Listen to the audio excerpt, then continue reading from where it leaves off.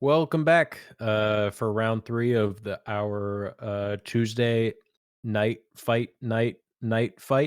Um, I am McDiff, and I'm here with the wonderful Dr. Leo How's it going? for round three against with two crazy decks. What do we got going This on here, Doc?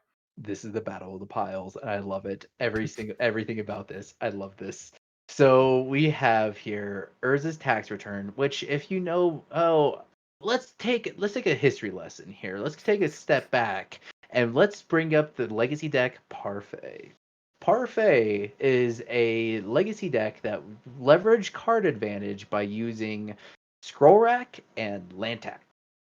Because it turns out when you can set yourself back on lands using things like days, and back in the day you would use Gush to set yourself back on lands, and so that way you're always triggering land tax, you would you could get those three basics from your deck, draw a different card, and you scroll rack those three basics away, and you're constantly just drawing all these cards. And since there's so little lands that are going to be in your deck, you're just drawing action cards constantly.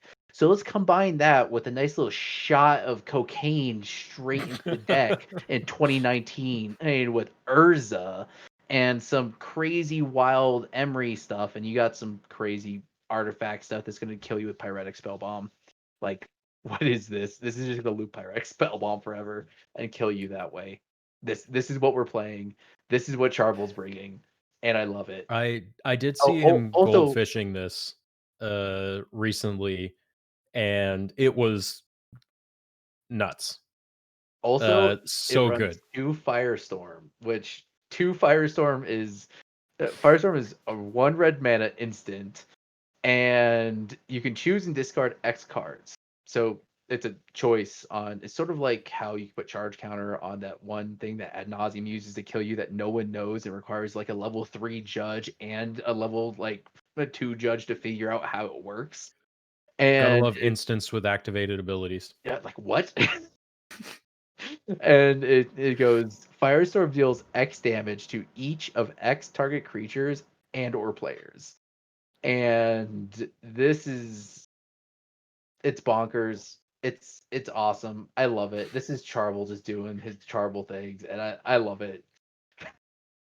Um, And and now then we oh, go ahead. sorry, Doc. I was just gonna say, and on the other side of the table, we've got Mardu Pyromancer. Um, I played against this deck the other day. Evan, aka Dingus Mingus, was playing this on FNM.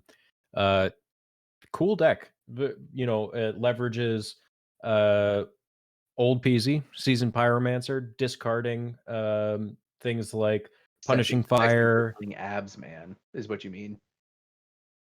discarding punishing fire or lingering souls, and being able to take advantage of those, as well as like cabal therapy, um because the cabal therapy young pyromancer loop is, or not Yeah. loop, but the cabal therapy young pyromancer effect is a great one. Yeah, if you saw my game, same thing happens with Monastery Mentor with what's gonna call it with Cabal Therapy. It's one of those things that when I was first building the deck, I didn't realize how busted that can be. You can almost storm off by making tokens, sacrificing that tokens, and just pumping Monastery Mentor, just slamming that into your face over and over. It's a fun play pattern, and of course they don't have a hand after.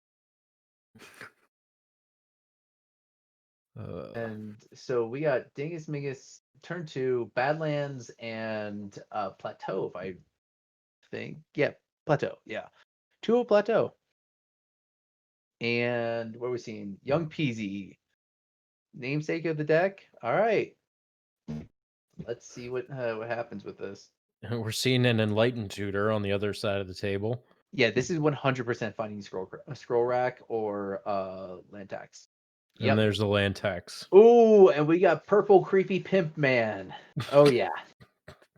Oh You're yeah. losing That it. that Lantax art is super creepy. And He kinda looks like he's extorting something else. Oh, he is I the think tax man. yes, he is the tax. All right, so importantly, this allows so the things like Mox Opal and Lotus Petal allow you to play land tax and not make land drops and still have mana. So the first half of the engine is assembled. Let's see. Now, unfortunately, Doc and I are gonna do our best, but obviously neither one of us has that much experience with either of these decks. Oh, are you kidding me? I am flying by the seat of my pants right now, and I love it. I'm trying to figure out what every one of these are going down, and it is so much fun to watch. Faithless Looting. All right, let's see what card advantage you can get off this card. Because of So, course, like I was saying, Dingus is gonna want to leverage his graveyard, putting things like Punishing Fire, Lingering Souls, Cabal Therapy. Blood Um, Moon. Blood Moon is completely useless in this matchup. And in fact, yes. Charbel has one in his sideboard because of the fact that this is deck running 7 snow-covered islands, 1 snow-covered mountain, 5 snow-covered plains, and 1 tundra. Oh, and 4 flooded strands. Uh, I think these are the two most budget-friendly decks we've seen of the night, too. Yeah, Um, actually. This is y- extremely budget friendly. uh, if you take out the Force of Wills from Charbel's deck, you know, you're looking at about the same cost as playing Legacy Leylines. Yeah. This is a very cheap deck. Well, then again, this is what Astrolabe can enable. Astrolabe does this is the one thing I will say that is wild about Astrolabe is the fact that it is made decks cheap. And the fact that you can run decks off of like, 3 dual lands and a pile of fetch lands, and one of those fetch lands is things like Prismatic Vista is the fetch for basics. Yes. Yeah, so you can run those fetch lands, which are cheaper, and you can be efficient with efficient mana base and be able to actually compete in Legacy without having to So, go deep into duels. unfortunately, Prismatic Vistas are about as expensive as Cons fetches now. Oh Um, wow, yeah, yeah, they're about $20 to $25 a piece. wow. Yeah. Um, Well, I mean it's understandable. Good card. oh, Played in modern, played and in in the Legacy. legacy world we live in, where there are quite a few snow, you know, basics matters decks. Mhm. So we are seeing a Cabal Therapy naming It would name uh, Brainstorm, which Brainstorm. stand by. I agree. You in the dark, you always name Brainstorm. So I think the best piece of advice on a Cabal Therapy that I had gotten, which granted I haven't played Cabal Therapy in a long time, was always name the thing that you are most afraid to see. Um, That's very true in the combo matchup. That is extremely true. I can't tell you how many times I tried to get cheeky and against show and tell I would name Brainstorm, and they just showed me the show and tell in hand, and I'm just like, you really need to name the thing that kills you. Oh, so like things when you're in the combo matchup. If you're in a mid range matchup, it's all about the card advantage. And Brainstorm, that's the best card against Cabal Therapy because it makes your second Cabal Therapy blind. mm. So are you more likely to want to, on the first Cabal Therapy though, name something that is uh going to hinder your plan, especially if you know you're going to hit? Because we just saw a brainstorm, Mhm. last turn. Uh, I still think I would have named Force of Will there, just because it Oh yeah, feels like it would be, you know, the thing that would be the issue. if your opponent brainstorms in response to your first Cabal Therapy, yeah, like you don't name Brainstorm after that because I Yeah. doubt they're going to keep another Brainstorm in their hand. Left Coast, you and I are in agreement. Cabal Therapy is a great card. Our resident Hogak murderer here, Left Coast. Also a very good Cabal Therapy namer. Yeah, but I think Cabal Therapy is one of those cards. It is, Brainstorm and Cabal Therapy are the two most skill intensive cards in Legacy, and especially with Brainstorm, it really not Brainstorm Cabal Therapy. It really does force you to really learn the format, learn what you're playing against, and also to pay attention. Like the amount of times that like people play Cabal Therapy for the first time and they forget things or they don't write things down. It's so important to pay attention. So we're seeing a young Pyromancer and flashback of Lingering Souls, Yep. So we get a lot of tokens and some that are flying now. So let's see. which is Any wraths in the main board for this deck? um Firestorm, X target creature to each of X target creature. Yeah, Firestorm can effectively uh wrath a board.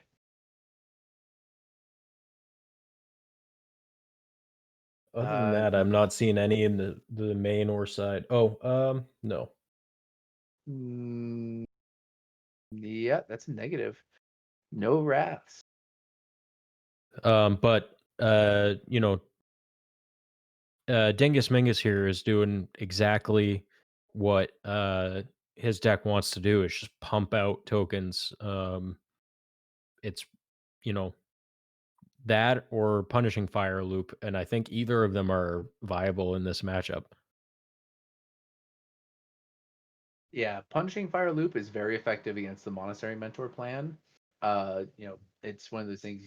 Mentor dies, punishing fire. So unless they have a direct answer for it, it's really difficult. But Punishing I- fire also makes elemental tokens. So exactly. Okay, flashing back faithless looting, and we get another trigger.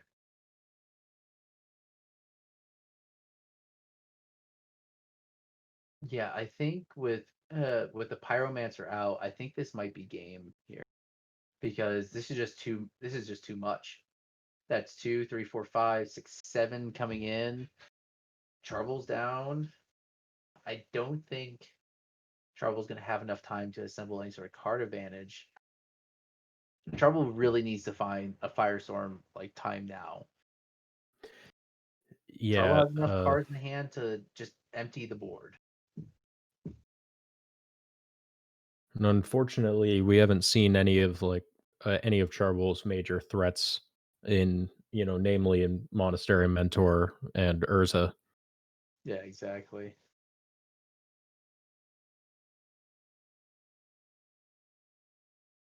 Really interesting artifact breakdown too. You typically with Mox Opals, you want a pretty high uh, density of low CMC artifacts, but we see 4 petals, 3 opals, 2 astrolabes, the spell bomb, and then 3 scroll racks, which is just a really interesting spread. I mean, I know he's goldfish this a bunch.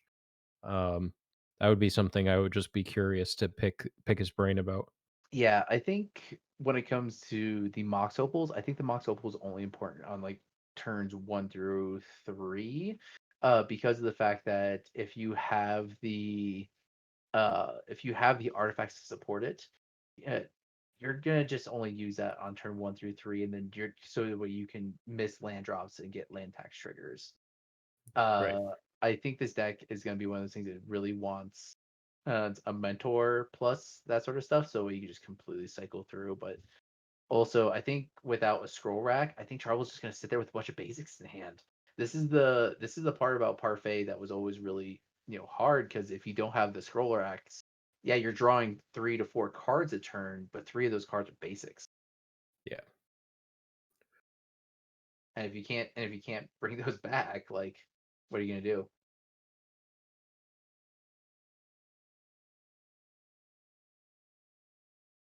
Seeing a fetch was that on end step?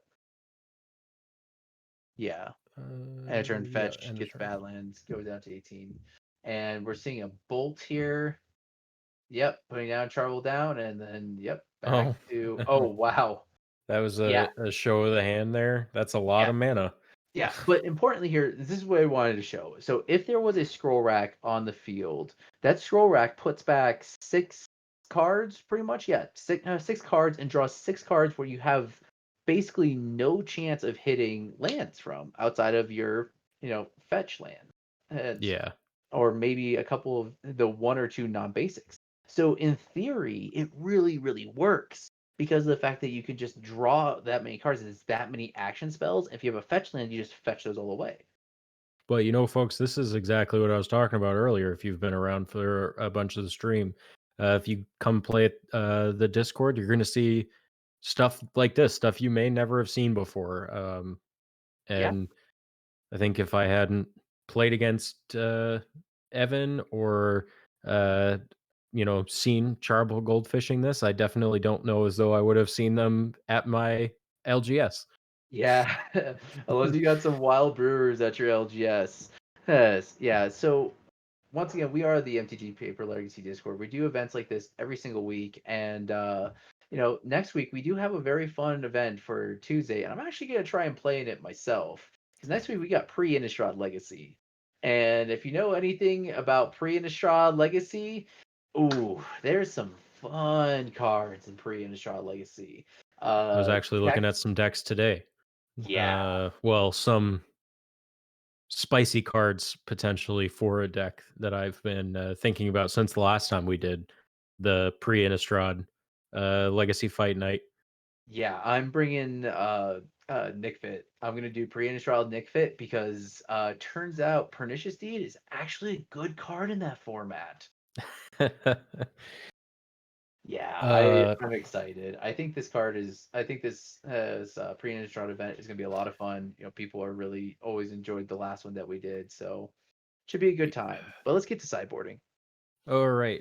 So for Charbel and Urza's tax returns, we have two Fluster Storms, a Pithing Needle, a Pyroblast, a Red Elemental Blast, a Soul Guide Lantern, a Surgical Extraction, a Containment Priest, an Aether's Horn Canonist, a Rest in Peace, a Seal of Cleansing, a Back to Basics, a Blood Moon, a Council's Judgment, and a Narset Parter Veils. That's a lot of one ofs. That's what I was gonna bring up actually. So, if I remember correctly, back in the day, Parfait would run a lot of one ofs in their sideboard because it was so easy to find them once got your engine going. Because Okay, that makes sense. yeah, you're gonna draw so many. So if I remember correctly, was known for doing a lot of that. That's why it's a Parfait. Hey, uh, but I really like in this matchup. That actually Honest, makes the deck in general make a lot more sense to me in yeah. the numbers everywhere. I hadn't thought about that. That's a good point. Yeah, so I really like Surgical Extraction. I like Containment Priest. Just forcing them to play fair, not be doing any sort of crazy sort of stuff. Actually, no. Think about it, I don't like the Containment Priest as much. Yeah, there's not. Okay, I was thinking about Unearth. I don't think the deck is running Unearth. Yeah, I don't God, think deck's so. running two Toxic Deluge in the main. Okay, I do think I like the Aether Sworn Canonist though. I like Eighth Storm Canonist. I like Rest in Peace. I do like Back to Basics actually. Yeah. Like, I I mean, think Back to did we Basics, see a basic land out of Evan that game? there's 5 in the deck. It looks like Evan mostly fetched, non-basics, but fear and not knowing that there'd be any wastelands, it didn't look like there was a wasteland-based deck.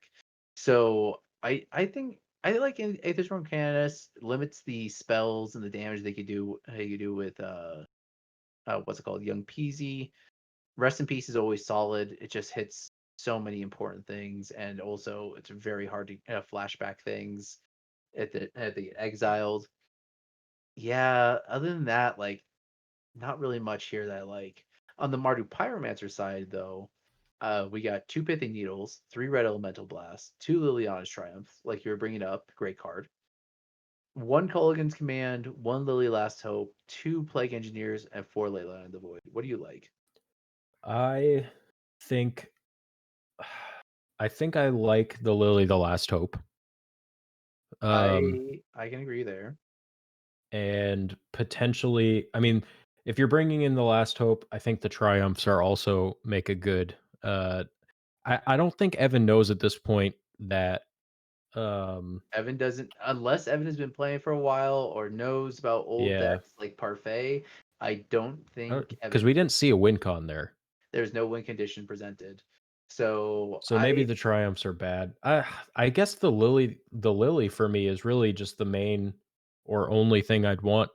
So here's my thing with this. I would bring in the two pithy needles just because I saw two important things. I saw fast artifact ramp in the form of like lotus petals, stuff like that. But when you see that kind of stuff, you can kind of already kind of put people on some sort of artifact based shenanigans. Nobody plays Mox Opal fairly without some sort of artifact based shenanigans. Oof. Okay, so IOK finds. Oh, I think I might be taking the astrolabe here. Not the astrolabe. Yeah, the astrolabe. Yeah. So Ooh, ooh. This is one of those hands. yeah, Yes. this hand was living and dying by the strength of that astrolabe. Yeah. Wait, did Charvel give up the play? He start Charvel Charbel taking the draw. takes a draw. That's the parfait thing. Parfait wants the extra card in hand. Oof. Yeah, Hmm. that cost taking Yeah. the draw there. That was everything. Wow. I was just having this discussion last night on when you want to have a play, when you want to have that decision, the play draw decision, and sort of the in modern it's a little bit easier to justify taking the draw. I think in legacy it just feels like it's almost never correct.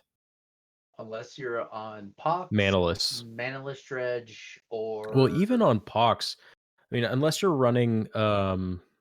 specifically rack Pox. Oh, Rack Fox.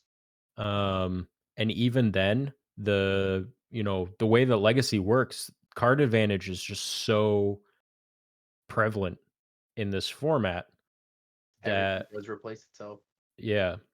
So taking that turn off essentially uh really can punish you a lot more in this format.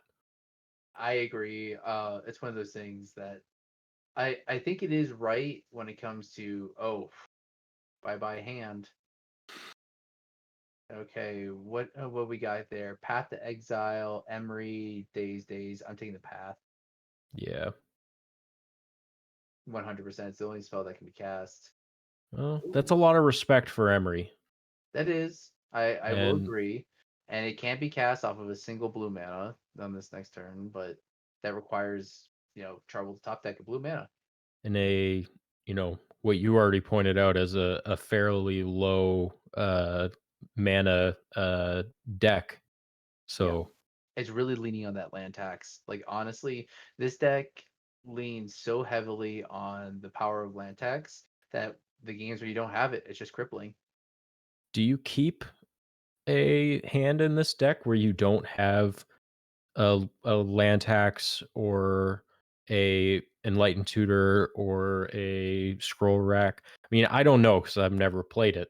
And So this feels like one of those decks where you have to mulligan for it. I've really learned when it comes to playing when you play a deck that leverages on Cabal Therapy, you really want to find it in your opening hand. Uh, but when it comes to decks like this, I think it's the same thing where you really want to leverage that power of Lantac, and and we find the we're abundance. seeing that enlightened tutor now, which is definitely going to go get a land tax because there's no way that Charbel digs himself out of this game without that land advantage, which he's or without the card advantage specifically from land tax. Yeah, exactly. It's one of those things that Trouble's so far behind right now that it has you have to get claw back somehow. Yeah, and And we do see him grabbing land tax there. Also, remember these dazes are completely useless until you get island.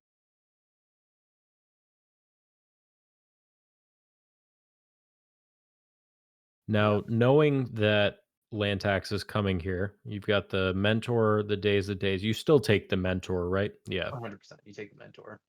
That Uh, card is just such a threat. yeah.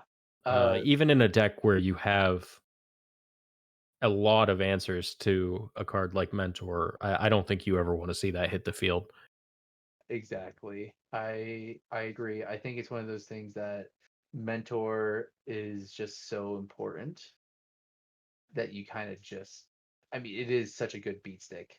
It is one of the best beat stick because it creates other beat sticks that are just as efficient at beat sticking. Yeah. I mean, to put it bluntly, that's pretty much what it is. Ah, here comes the sexy Yeah. pyromancer. Now we're seeing old Peasy discarding. Was that a lightning Bolt. bolt? Yep. Bolt draw two. Yeah, and I like discarding the bolt here. It's one of those things that you don't really need the extra point of damage right now. You just need more of the raw card advantage, and also Yeah. creating the extra consistent point of damage with the elemental is super important. Yeah, I think digging for more threats is a lot more important than the one hit for three over the top. Especially when you're looking at a board opposite you of no threats. Yeah, exactly. No And threats, missing land drops, perfect information. Yeah, you need a clock. and frankly, the only threat that he's seen over the course of these last two games has been that, that one monastery mentor. Uh, so yeah. Yeah. I've realized the importance of monastery mentor. Bye bye days is yeah. That 2 for 1 was very free. But I've realized the importance of monastery mentor when it comes to if that is your win condition, if that's how you're going to win the game, you need a way to find monastery mentor. So I've actually been playing intuition in my monastery mentor deck to find two monastery mentors and a Servine's reclamation, or to find like when you have a mentor on the field, you actually find you cast intuition that's +1, and then you find 3 Cabal therapies. Finding cabal therapy off intuition is Time honored tradition. Back in the day, that was actually a way that people would play. Hey, with almost as intuition. good as finding three gristle brands off of Oh yeah, oh yeah. I mean, you can find 3 Grizzle Brands or 3 Emicruels or 3 Omniscients, but you but know what? why when you could grab three cabal therapies? 3 Cabal therapies. It's like drawing 3 cards, and then your opponent losing 3 cards or 4 cards, or sometimes there's X amount of copies on the stack because it's Seeking Stormcaller. Either way, it's fun. um Saw Charbel, get his land tax trigger, It did the grab thing. Island, Mountain, Plains. I'm not sure what the third one there is. Yeah, Um, it looks like it was might have been Island Mountain Mountain, or not Mountain Mountain, Island Mountain. okay. I think it's more important to Um, get the double blue on the lock. yeah, But without the use of any sort of sweeper, I think outside of Firestorm, that is, I think Trouble might be in a bad situation here. yeah, it's not looking great. But I I think that this is one of those decks that in the course of like a couple of turns, if given that, they can come back.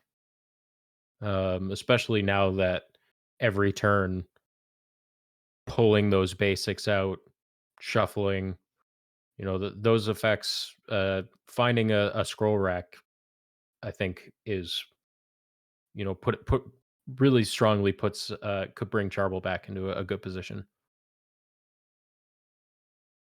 Yeah, I agree And completely. I've Having seen Charbel do some crazy things, so I don't want to count him out yet. and I agree. To draw 3 cards, this turn's gonna be really good. Well, technically drawing 4 cards because 3 for the lands, and then 1 more for your draw for turn. Hopefully, Charles can find a way out. Otherwise, it might be. I mean, it's 13, Yeah, 13, so it's not lethal on the board right now. Two, three, four, five. But that I do Bedlam think though Revolution. that this might be the last turn where Charbel really has an opportunity to find a way to claw himself back out. Bedlam Reveler Um, being a 3/4 with prowess is going to grow very quickly, especially since Dingus Mingus now has three fresh cards in hand.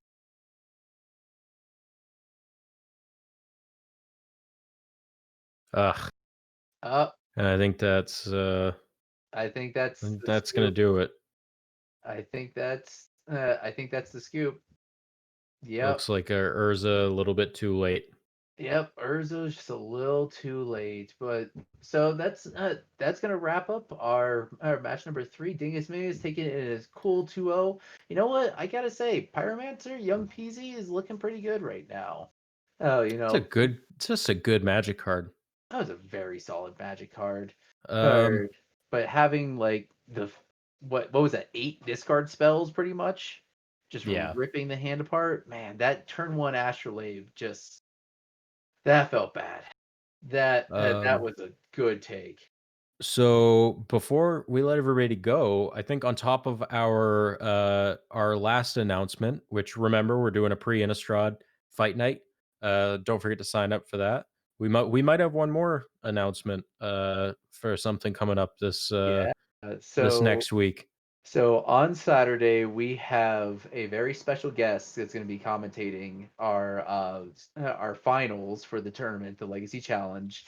We have Julian Knob from It's Julian coming out, the Elf Master himself from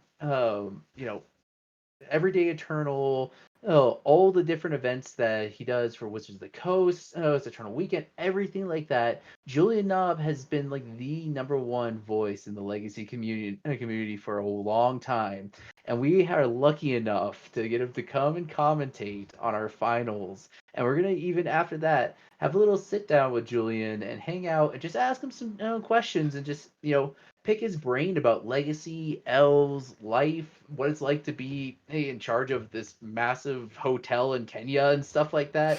The guy has so much to talk about. So Uh, if I know I'm really looking forward to it. He's I put a lot of stock into learning how to play elves from him. So yeah, just watching his, he's been on YouTube posting elves content for the better part of a decade. yeah, So it's one of those things that he is the like legacy guy. It's like him, Anurag Das, and like Andrea Meneguchi, and then like those are like the three big names. Like when you talk about like legacy, like aficionados and people who love to play legacy. So we are lucky enough to have Julian come and commentate and hang out with us for the last round.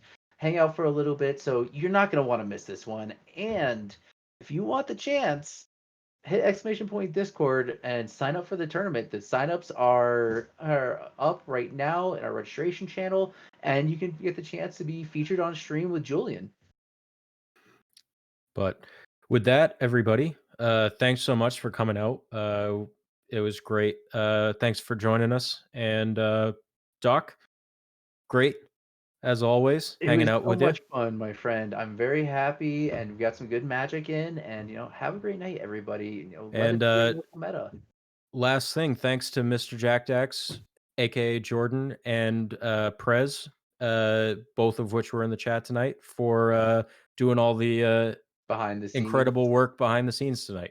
Yeah, thank you all for showing up, and have a good rest of your night.